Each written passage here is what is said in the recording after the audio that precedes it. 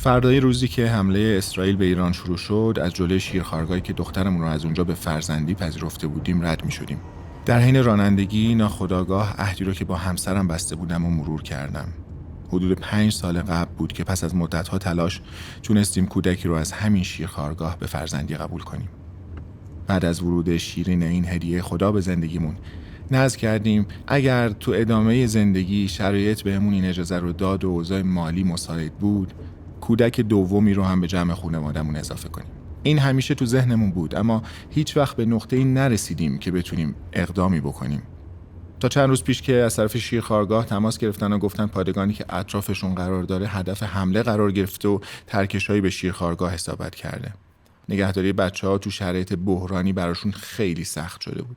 اونا می‌خواستن ولو موقت بچه‌ها رو به فضای امن‌تری منتقل کنن و دنبال خانواده‌ای بودن که طی سال‌های گذشته مراحل اداری و گزینش‌های لازم رو گذرونده باشن. به من گفتن اگر تمایل داشته باشین میتونین سرپرستی کودکی 3 ساله رو بر عهده بگیرین. تاکید کردن به خاطر شرایط اضطراری مراحل پذیرش خیلی سریعتر از حالت عادی طی میشه. شاید ظرف 48 ساعت یا کمتر. از اونا 24 ساعت مهلت خواستم و موضوع رو با همسرم در میون گذاشتم. نمیدونستیم باید خوشحال باشیم یا ناراحت. شرایط ما اصلاً خوب نبود. چند ماه بود که درآمدی نداشتم و جنگ عملاً منو بیکار کرده بود. چشم انداز روشنی هم از آینده نداشتیم. لحظاتی طولانی بین ما در سکوت گذشت.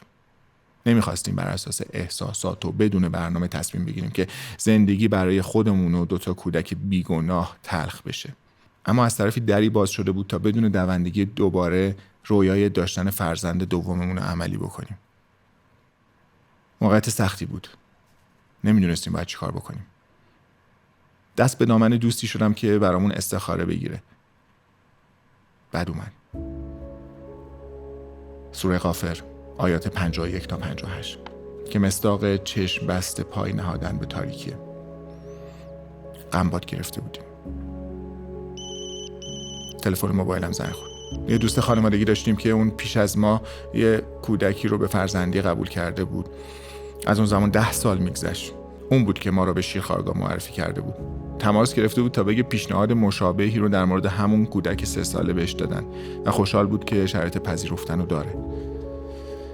با همسرم تا شیرخوارگاه همراهشون رفتیم. در عرض مدت کوتاهی پسر بچه 3 ساله‌ای رو به فرزندی گرفتن و همگی با هم به خونه اونا رفتیم.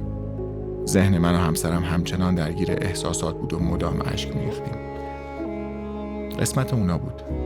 با اونا همراه شدیم تا دوباره تو لذت دیدن خنده کودکی که خونه و خانواده جدیدی پیدا کرده شریک بشیم.